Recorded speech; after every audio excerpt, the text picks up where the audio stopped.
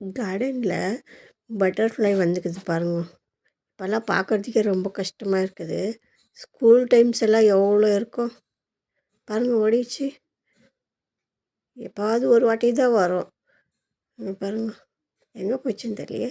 பாரு, 80s 90s kids எல்லாம் பிடிச்சிருக்குங்க இல்லை? எங்கே ஐயோ பறந்துச்சு. இருங்க கண்டுபிடிக்கலாம். எங்கே தெரியலையே. இங்கே தான் எங்கேயோ இருக்குது. வாங்க பாருங்கள். சின்ன வயசில் நீங்கள் ஏதாவது பட்டாம்பூச்சி பிடிச்சிருக்கிறீங்களா? அது மெமரிஸ் உங்களுக்கு வருதா?